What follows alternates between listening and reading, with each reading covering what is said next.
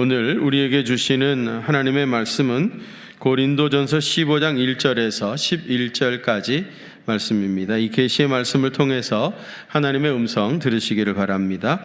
형제들아, 내가 너희에게 전한 복음을 너희에게 알게 하노니 이는 너희가 받은 것이요 또 그 가운데 선 것이라. 너희가 만일 내가 전한 그 말을 굳게 지키고 헛되이 믿지 아니하였으면 그로 말미암아 구원을 받으리라. 내가 받은 것을 먼저 너희에게 전하였나니 이는 성경대로 그리스도께서 우리 죄를 위하여 죽으시고 장사 지낸 바 되셨다가 성경대로 사흘 만에 다시 살아나사 게바에게 보이시고 후에 12 제자에게와 그 후에 500의 형제에게 일시에 보이셨나니 그 중에 지금까지 대다수는 살아있고 어떤 사람은 잠들었으며 그 후에 야고보에게 보이셨으며 그 후에 모든 사도에게와 맨 나중에 만삭되지 못하여 난 자 같은 내게도 보이셨느니라. 나는 사도 중에 가장 작은 자라.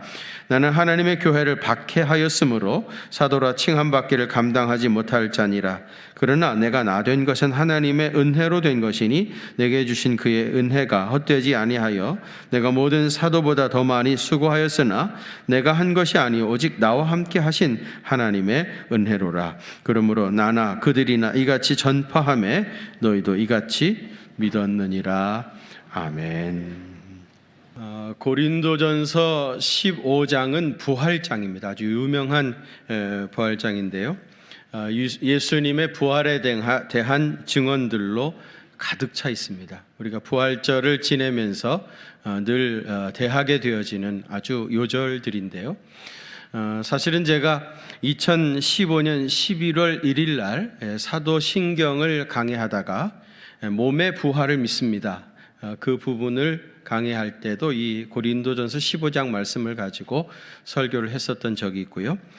그 다음에 2017년 4월 16일 부활주일날, 그리고 2019년 4월 21일 부활주일날, 그리고 2021년 4월 4일 부활주일에 이 고린도전서 15장 말씀을 가지고 설교를 했었던 적이 있습니다.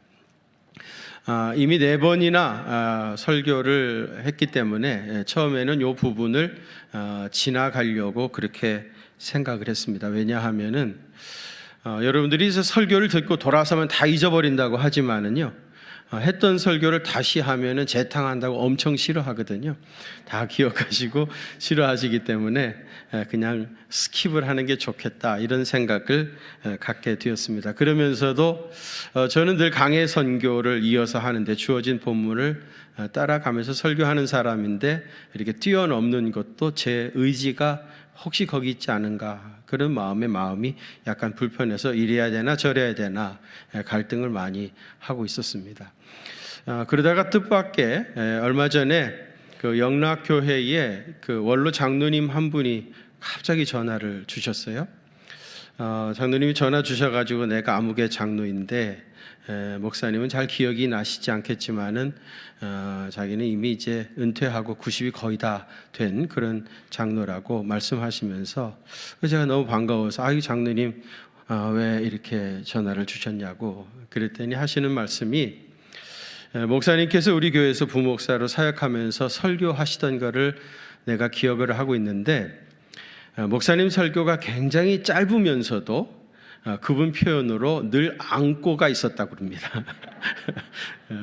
메시지 핵심이 있었다는 얘기겠죠. 목사님 설교가 참 짧으면서도 안고가 있어가지고 그 안고가 기억이 나더라는 거예요. 그래서 참 그 안고가 있는 설교를 하셨던 목사님이니까 틀림없이 어느 교회 가셔서도 목회를 잘 하시리라고 생각했는데, 그래서 이제 교인들한테 물어봤대요. 이춘 부목사님 어디 계시냐 물어봤더니 누가 경기중앙교회에서 사역하신다, 그 얘기를 듣고 물어가지고 전화를 하셨다고 그랬습니다.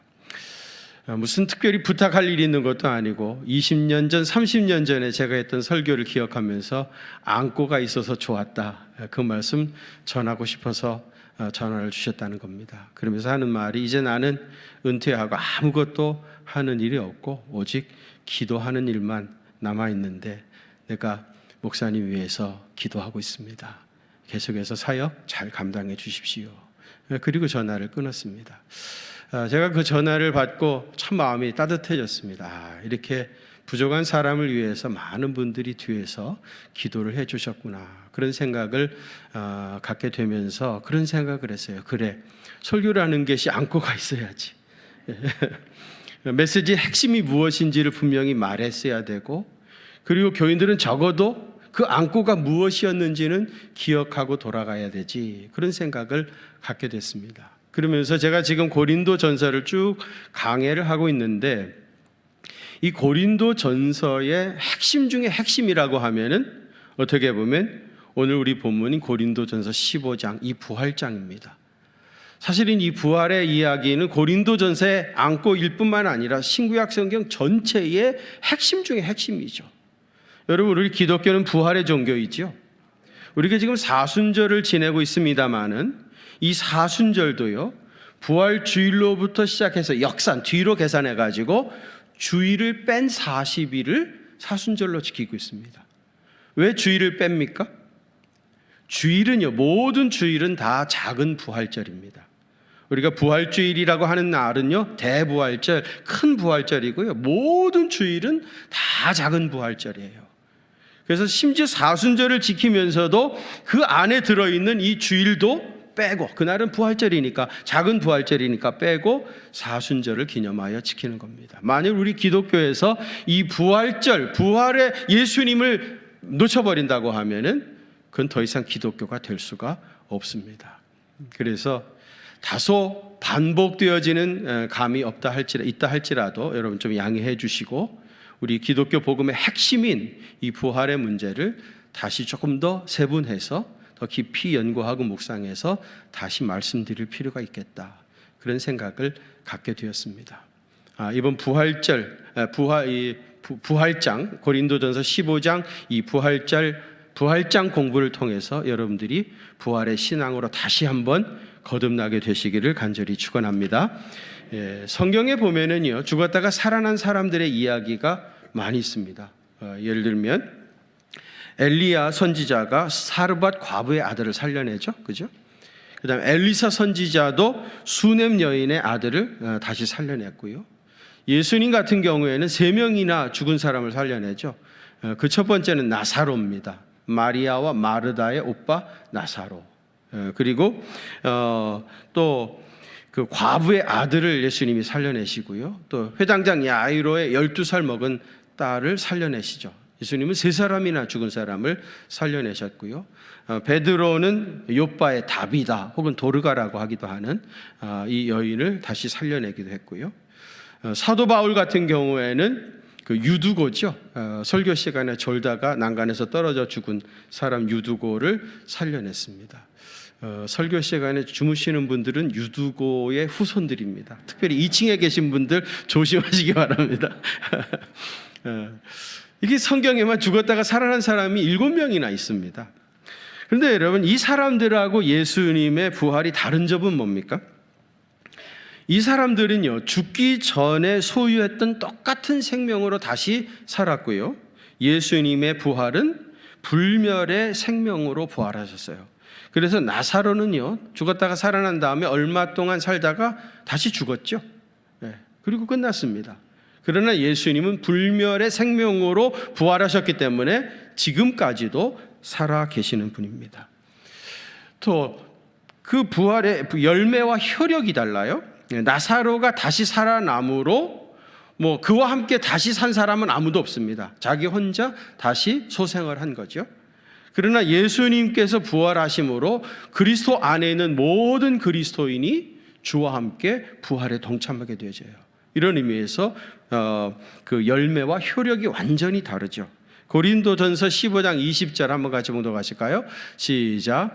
그러나 이제 그리스도께서 죽은 자 가운데서 다시 살아나사 잠자는 자들의 첫 열매가 되셨도다. 아멘. 우리 주님께서 죽은 자 가운데서 부활하심으로 잠자는 자들, 그리스도 안에서 잠자던 자들, 예수님 믿고 영접했던 사람들, 그들의 첫 열매가 되셨다. 주님이 부활함과 마찬가지로 우리도 다 주님과 함께 부활에 동참하게 되어진다, 그런 말입니다. 그러면 우리 그리스도인들이 부활하는 것과 예수님이 부활하신 것의 차이점은 뭡니까? 부활의 시점이 다릅니다. 예수님은 죽은 지 3일 만에 부활하셨죠. 그럼 성도들은요, 언제 부활합니까? 마지막 날, 우리 주님이 다시 오실 때 우리의 몸이 부활합니다. 만일 여러분, 예수님도 우리처럼 그 몸이 역사의 마지막 날 부활하신다고 하면, 그런 주님의 부활을 믿을 사람이 누가 있겠습니까? 아무도 주의 부활하심을 믿을 수 없겠죠. 우리 주님의 몸이 아직 부활하지 않았으니까. 주님은 3일 만에 부활하셔가지고 부활하신 몸을 우리에게 보여주셔서 우리가 장차 이렇게 부활에 동참하게 되어진다고 하는 부활신앙을 갖게 하셨던 거예요. 그런데 우리는 언제 이 몸이 부활합니까? 우리 주님 다시 오시는 날, 그리스도 안에 잠자던 영혼들의 이 몸이 부활해서 영원토록 주님과 함께하게 되는 겁니다. 그래서 여러분, 성도들이 죽으면 그 영혼은 즉시 하나님의 품으로 가죠. 그러나 우리의 몸은 부활하는 날, 예수님이 다시 오시는 날 우리 몸이 부활해서 주님을 영접하게 될 것입니다. 그래서 하나님 나라에 가서 영원토록 살게 되어집니다. 예수님의 부활에 대한 기사가요, 사복음서 전체에 다 나오죠. 마태, 마가, 누가, 요한, 사복음서 전체에 다 예수님의 부활에 대한 이야기가 나오는데요, 이 사복음서를 다 펴놓고 같이 천천히 이렇게 비교해 가면서 읽어보면은요, 이 부활의 기사가 조금씩 다르게 기록되어 있다고 하는 것을 발견할 수 있습니다. 예를 들면 새벽에 예수님의 무덤을 찾아간 여인들이 사복음서마다 차이가 있어요. 마태복음에서는요, 막달라 마리아와 다른 마리아가 주님의 무덤을 찾아갔다, 그렇게 되어 있고요. 마가복음에서는 막달라 마리아와 야고보의 어머니 마리아, 또 살로메, 적어도 3사람이 예수님의 무덤을 찾아갔다고 마가복음에는 기록되어 있고요. 누가복음에서는요, 이름을 거명하지 아니하고 그냥 여자들이 갔다, 그렇게 되어 있습니다. 그리고 요한복음에서는요, 막달라 마리아 한 사람이 예수님의 무덤에 갔다, 그렇게 되어 있습니다. 또 여인들이 예수님의 무덤을 찾아간 시간도 일치하지 않습니다. 마태복음, 누가복음, 요한복음에서는요, 새벽에 아직 어두울 때에, 캄캄할 때에 여인들이 예수님의 무덤에 찾아갔다고 되어 있고요. 마가복음에서는 해가 뜰 때, 해가 뜨면 여러분 상당히 환해지죠?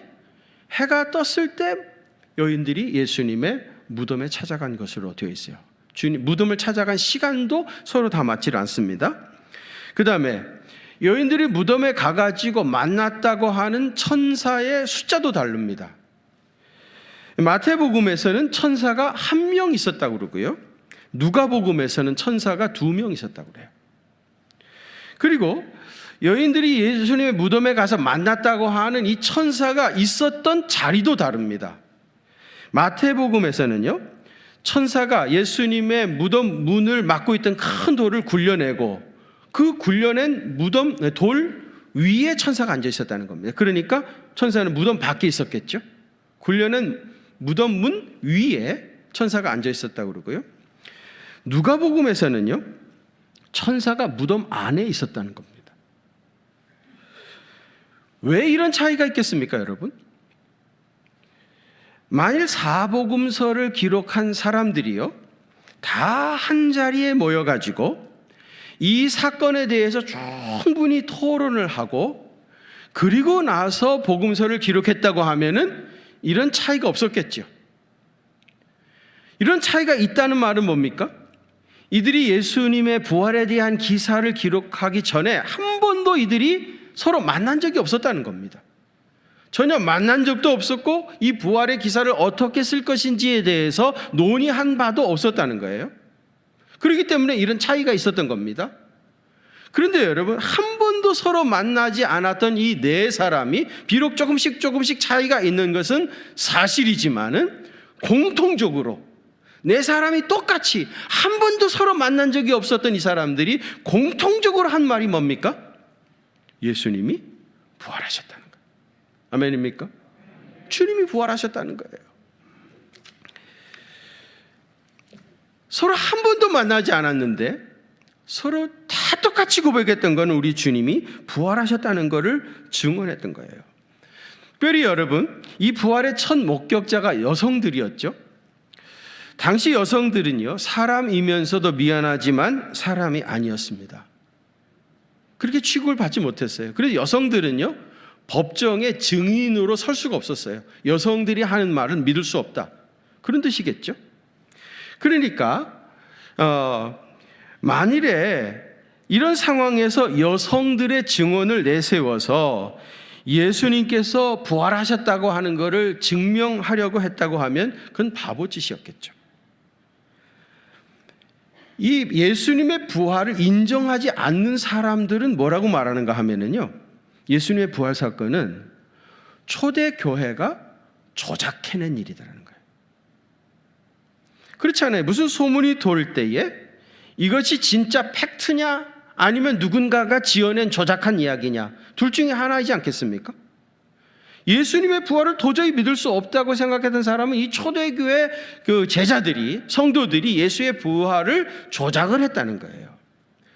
만일에 여러분 예수님의 부활을 초대교회 성도들이 조작했다고 하면은 아까 얘기한 대로 서로 이렇게 다르도록 이렇게 유치하게 조작하지 않았겠죠. 일목요연하게 아주 정확하게 누구 하나 흠잡을 수 없을 정도로 명백하게 그 기사를 기록하지 않았겠습니까? 또 여성들이 그 첫 목격자였다라고 말하는 것도 아까 얘기한 대로 여성들은 증언을 인정을 해주지 않았습니다.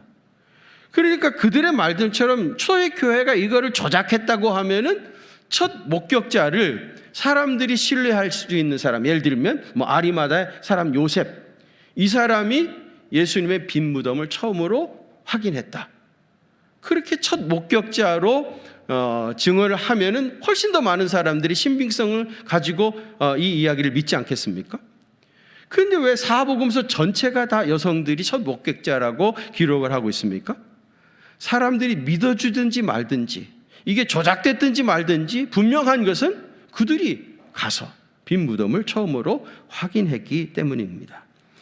더욱 중요한 것이 있어요. 예수님이 부활하셨다라고 하는 이 소문이 난 것은 예수님이 돌아가신 지 사흘 만이었고요, 이 소문의 발원지가 예루살렘이었습니다. 저 멀리 갈릴리에서, 그리고 시간이 한참 흐른 후에 이런 소문이 돌고 그렇게 된 게 아닙니다. 예수님 돌아가신 지 3일 만에, 그것도 예루살렘에서, 이스라엘의 수도 예루살렘에서, 예루살렘 성전이 있는 바로 그곳에서 예수의 부활에 대한 소문들이 시작되어졌습니다. 아직도 갈보리 산에는 예수님 흘리신 피가 채 굳지도 않고 그대로 있었습니다. 아직도 십자가를 못 박으라고 죽이라고 고함치던 그런 폭도들의 눈에는 광기가 서려 있었습니다. 빌라도와 이 일에 앞장섰던 대제사장이 시퍼렇게 살아 있었습니다. 아직도 예수님의 무덤을 지키고 있었던 병정들이 오고 가고 있었습니다. 그런 살벌한 분위기에서 예수님이 다시 사셨다 함부로 말할 수 있었겠습니까? 만일에 그것이 거짓이라고 판명이 난다고 하면은 붙잡혀가지고 죽임을 면하지 못할 것입니다. 그런 가운데서 3일 만에 예루살렘에서 예수님이 부활하셨다라는 소문이 돌기 시작을 했습니다. 지난 금요일 날인데요, 3월 4일이죠. 러시아의 도즈디 TV, 죄송합니다. 발음이 좀 그렇죠. 도즈디 TV, 러시아의 텔레비전입니다. 이 도즈디 TV가 문을 닫았습니다. 문을 닫은 이유는 뭐죠? 러시아 정부에서 보도 지침이라고 해가지고 방송을 할 때 러시아군이 그 우크라이나에 들어간 것을 침공이라는 표현을 쓰면 안 된다 그런 거예요. 뭐라고 써야 되는가 하면 특별 군사 작전을 우크라이나에서 하고 있다, 그렇게 묘사를 하라고 보도 지침을 내려줬는데, 이 도즈드 TV에서 러시아군이 우크라이나를 침공했다. 침공했다는 용어를 사용했다고 하는 딱 한 가지 이유로 이 텔레비전 방송을 문을 닫게 했던 겁니다. 그래서 지난 3월 4일 날 마지막 방송하고 문을 닫았습니다. 이 권력을 가진 사람들이라는 사람들은요, 자기들을 정당화하기 위해서 언론을 통제하고 자기에게 불리한 말이 퍼져나가는 것을 통제하는데, 자기들의 손으로 죽인 예수님이 부활하셨다는 소식이 3일 만에 그것도 예루살렘에 퍼져나가기 시작하는데 그걸 가만히 두었겠습니까? 그러나 헤롯을 비롯해서 아무리 공권력을 가진 사람들이 그들의 입을 막으려고 했어도 부활을 목격한 사람들이 겁없이 예수님의 부활을, 그것도 수도 예루살렘에서 외치기 시작했던 거예요. 더욱더 놀라운 것은 예수님을 십자가에 못 박는 일에 가장 앞장섰던 대제사장이 죽은 사람처럼 입을 다물고 가만히 있었습니다. 또 예수님의 십자가에 실제로 못을 박았던 로마의 병정들, 그리고 예수님의 무덤을 지켰던 로마의 군인들, 그들도 벙어리처럼 아무 말도 하지 못했습니다. 아무도 여인들과 제자들이 주장한 말을 반박해서 뒤집을 수가 없었던 거예요. 왜 그랬을까요? 그것이 사실이기 때문입니다. 여러분, 예수님이 부활하셨기 때문에 교회가 생긴 겁니다. 이 교회라고 하는 것은 예수님의 부활을 믿고 그 신앙 안에서 하나 되어진 사람들이 모인 곳이 교회죠. 그러니까 예수님의 부활이 먼저 있었고 그 다음에 교회가 생긴 겁니다. 교회가 예수님의 부활을 조작해낸 것이 아니고요, 그럴 수가 없어요. 시간적으로 주님의 부활이 먼저 있었고 그리고 부활을 믿는 사람들이 모인 곳이 교회인 겁니다. 그러니까 교회가, 제자들이 예수님의 부활을 조작해낸 것이 절대로 아니에요. 여러분, 교회가 지금 존재하고 있다는 것, 그리고 2000년 동안 교회가 없어지지 아니하고 지금까지도 놀라운 역사가 일어나고 있다고 하는 이 객관적인 사실이 무엇을 증명합니까? 예수님의 부활은 역사적인 사실이었다. 여러분, 이걸 믿으십니까? 우리 주님의 부활은 역사적인 사실이었습니다. 초대교회의 조작이 아닙니다. 제자들이 지어낸 말이 절대로 아닙니다. 그럼에도 불구하고 교회를 다니는 분들 가운데서도 아직도 우리 주님의 부활하심을 온전히 믿지 못하는 분들이 계셔요. 기독교니까 그렇게 주장하는 거지, 어떻게 죽은 사람이 다시 살아날 수 있겠는가? 아내가 권유해가지고 집안 시끄럽게 하지 않으려고 교회 다니는 거지, 어떻게 죽은 사람이 다시 살아나느냐? 예수의 제자들이야 주님이 부활하셨다고 믿고 싶었겠지. 여러분, 이런 정도의 신앙을요, 철학적으로 말하면 실존론적인 믿음이라고 그래요. 이 실존론적인 믿음이라는 건 뭐냐면은 객관적인 사실과 상관없이 내가 그렇다고 그냥 믿는, 그냥 그렇다고 인정해주는, 믿어주는 그런 정도의 믿음을 실존론적인 믿음이라고 하는데, 미안하지만 이런 믿음을 가지고는 구원을 받을 수가 없습니다. 고린도 교회 교인 중에서도요, 예수님의 부활을 믿지 못했던 사람들이 있었습니다. 그래서 사도 바울이 이 고린도전서 거의 마지막 결론 부분에서 이 부활에 대한 이야기를 시작한 겁니다. 아까 말씀드린 대로 58절이나 되어지는 굉장히 많은 분량을 배려해가지고 부활에 대한 증언들을 계속하고 있습니다.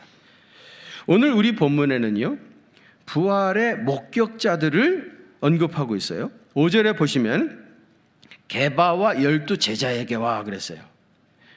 베드로를 비롯한 12 제자들이 부활하신 예수님을 다 만났습니다. 여러분, 예수님의 제자의 기본 전제는 부활의 예수님을 목격해야 하는 사람들이에요. 주님의 부활을 목격하지 못한 사람은 사도가 될 수가 없습니다. 베드로를 비롯한 예수님의 12 제자들이 부활하신 예수님을 다 목격을 했습니다. 그 다음에는 6절에 보면 500여 형제에게 일시에 보이셨다 그래요. 그 부활하신 주님을 개인적으로 신비 체험을 해가지고요 만난 사람들이 500명 있었던 것이 아니고요, 500명이 함께 모여 있었는데 거기에 예수님이 오신 겁니다. 이 말은 뭐예요? 예수님의 부활은 객관적인 사실이었다는 거예요. 개인의 어떤 신비 체험이 아니고요, 500명이나 모여 있는데 우리 주님이 그 가운데 나타나셨어요. 거기 있는 사람들이 다 부활하신 예수님을 만나 뵈었고요, 그 중에 태반이 지금까지 살아있다. 오늘 본문에 그렇지 않습니까? 부활하신 주님을 만나본 사람들이 이 고린도전서를 기록할 때 그 중에 태반이 아직까지도 살아있다는 겁니다. 개인적인 신비 체험이 아니고 객관적인 사건이었다는 겁니다. 그 다음에 7절에 보면 야고보에게 보이셨으며 그랬어요. 야고보가 누굽니까? 예수님의 젖동생이죠. 예수님의 젖동생. 예수님이 메시아이심을 제일 믿을 수 없었던 사람이 누구였는가 하면 예수님의 젖동생이었을 겁니다. 왜냐하면 그들은 인간적인 예수님을 너무 많이 잘 알았기 때문이죠. 그들은 예수님과 어렸을 때부터 같이 자랐습니다. 같이 뛰어놀고 같이 자고 밥 먹고 어떤 때 싸우기도 했겠죠. 그들은 한 번도 자기 형 예수님에 대해서 의문을 해보거나 의심해 본 적이 없어요. 당연히 우리 형이지, 그렇게 생각했던 거예요. 그런데 그분이 메시아라고 하는 것을 그의 동생들이 인정할 수가 없었던 겁니다. 그런데 야고보에게 부활하신 우리 주님이 나타나신 거예요. 예수님과 아주 어렸을 때부터 같이 자랐던 그 야고보가 부활하신 주님을 만나 뵈고는 그분은 메시아입니다, 그분은 그리스도입니다, 그렇게 고백할 수밖에 없었던 겁니다. 그래서 예수님의 젖동생이었던 이 야고보가 예수님을 만난 이후에 예루살렘 교회의 지도자가 되어 있죠. 그래서 사도행전 15장에 보면은 예루살렘 공회가 첫 번째 열렸을 때 그 공회의 의장이 누구였죠? 야고보. 예수님의 부활을 목격했던 야고보가 예루살렘 공회의 의장으로서 회의를 주관하고 있는 것을 볼 수가 있습니다. 또 8절에 보면 만삭되지 못하여 난 자 같은 내게도, 사도 바울도 예수님의 부활을 목격한 겁니다. 사도 바울이 예수님의 부활을 목격한 것은 다메섹 도상이죠. 예수님이 승천하시고 나서 한 3년쯤 후 일입니다. 그리고 이 사도 바울이 지금 이 고린도 전서를 기록한 것은 AD 60년경이에요. 한 20년 전에 이미 사도 바울이 다메섹 도상에서 예수님을 만났던 겁니다. 그러니까 여러분, 게바를 비롯한 12제자, 그리고 누구보다도 자기 자신도 사실은 예수님의 부활을 믿지 않았던 사람들이죠. 그런데 부활하신 예수님을 실제로 만나고 난 후에 그들은 그것을 부인할 수가 없었던 겁니다. 그리고 그들의 인생은 완전히 달라져 버렸습니다. 사실 여러분, 예수님의 제자 베드로도 주님을 모른다고 3번이나 부인했던 사람이고요, 예수님 붙잡히실 때 제자들 다 도망쳐 버리지 않았습니까? 그런데 이런 사람들이 완전히 180도로 달라진 겁니다. 그들은 예수님이 부활하셨다고 외치기 시작했고, 이 부활을 증거하다가 결국은 한 사람도 예외 없이 다 순교의 제물이 됐습니다. 사도 바울 자기 자신은 말할 것도 없죠. 예수 믿던 사람을 핍박했던 사람입니다. 그러던 사람이 다메섹 도상에서 부활하신 예수님을 만나 뵙고 그리스도의 복음을 전하는 전도인으로서 평생을 살다가 그도 결국 로마에서 목이 잘려서 순교의 제물이 되지 않았습니까? 여러분, 예수님의 부활하심이 이렇게 모든 것을 다 변하게 했습니다. 이 세상에서 우리가 살면서 누구도 그 무엇도 이길 수 없는 것이 있다면 그건 죽음입니다. 권력도 죽음을 이기지 못합니다. 만일에 권력이, 그 굉장하다는 권력이 죽음을 이길 수 있다고 하면 아마 김정일은 지금까지 살았을 것입니다. 그 절대 권력을 가졌다고 하는 김정일도 죽음 앞에서 손 하나 까딱하지 못했습니다. 여러분, 돈도 죽음을 이기지 못합니다. 애플의 창업자인 스티브 잡스 말입니다. 이분이 2011년 죽었습니다. 이분이 1955년생입니다. 2011년에 죽었으니까 56살에 죽은 겁니다. 집 한 칸 제대로 없는 저보다도 훨씬 더 제대로 살지 못했어요. 나는 이분보다 벌써 이미 훨씬 더 오래 살고 있습니다. 스티븐 잡스가 돈이 없어서 죽었습니까? 돈도 죽음을 이기지 못합니다. 과학도 죽음을 이기지 못해요. 의학이 발달했다고 그러죠. 그래서 생명이 조금 연장되어진 것 사실입니다. 인간의 평균 수명이 상당히 연장되어진 것 사실입니다. 그렇다고 해서 죽음을 초월할 수 없습니다. 언젠가 반드시 모든 사람은 다 죽음에 이르게 되실 것입니다. 세상의 그 무엇도 죽음 앞에서 죽음을 당해낼 수가 없어요. 그래서 키엘케고르가 이런 얘기를 했습니다. 인생이란 사형 언도를 받은 죄수들이 감방에 갇혀 있다가 한 사람씩 사형장으로 끌려가는 모습을 바라보면서 자기의 순번을 기다리는 것과 같다. 그런 얘기를 했어요. 이미 우리는 사실 사형 언도를 받은 사람들이죠. 이미 우리는 사형 언도를 받은 사람입니다. 그리고 시간이 되면 한 사람씩 불려가겠죠. 아무개 나오시오. 그러면 불려나가는 겁니다. 차례대로 자기 순번이 돌아오기를 기다리고 있는 것과 마찬가지라는 거예요. 여러분, 우리 주일 예배 드리면서 늘 장례 소식 제가 말씀드리죠. 거의 매주일 한 분씩 소개를 드립니다. 어떤 때는 2분, 어떤 때는 3분 소개하는 경우도 있습니다. 그러던 어느 날 아마 내 이름도 불려지겠죠.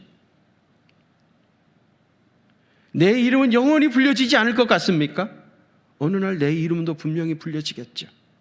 아무개 성도가 주님의 부르심을 받았습니다. 위로해 주시기를 바랍니다. 그런 광고가 나게 될 것입니다. 죽음은 그 누구도 이길 수가 없습니다. 그 무엇으로도 이길 수가 없습니다. 그런데 죽음을 이기신 분이 딱 한 분 계십니다. 누구십니까? 예수 그리스도입니다. 그분이 바로 사망 권세 이기시고 부활하신 예수 그리스도입니다. 세상에는 위대한 성자들도 많습니다. 도를 터득한 사람들도 많습니다. 그러나 죽음을 영원히 이기신 분은 오직 예수님 한 분뿐입니다.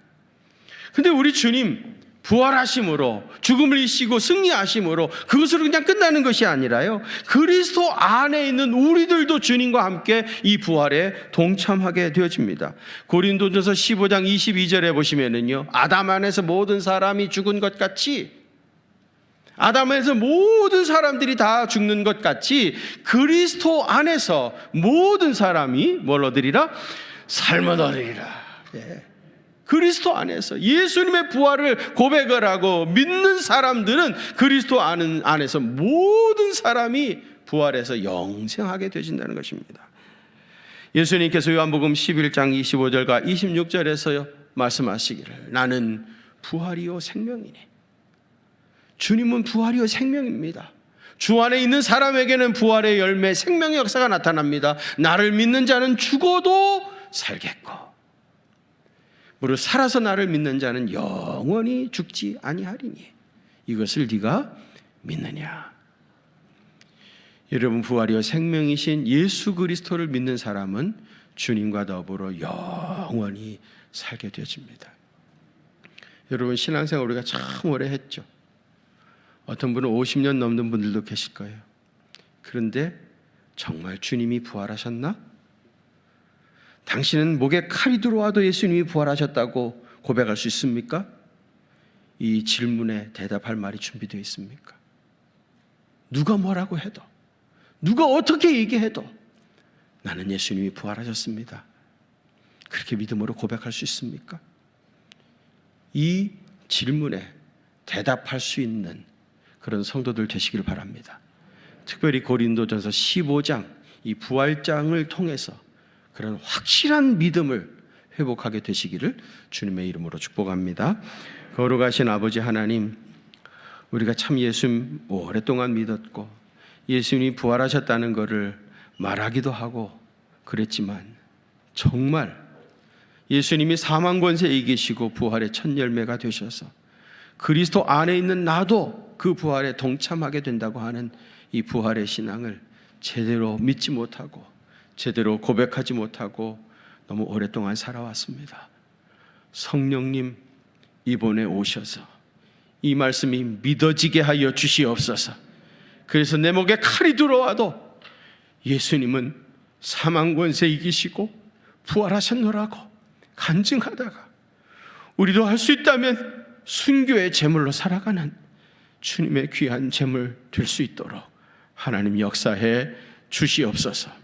이 부활의 복음이 온 세상에 전파되게 하여 주시고 북녘 땅에도 전파되게 하여 주시고 온 세상에 전파되어서 전쟁이 그치고 주님이 주시는 참된 평화가 온 세상에 깃들 수 있도록 주께서 은혜 부어 주옵소서.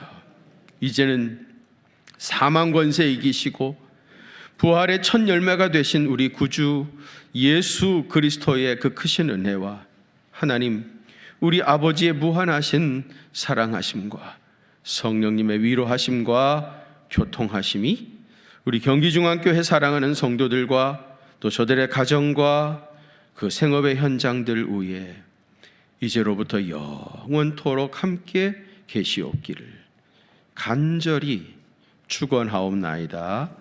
아멘.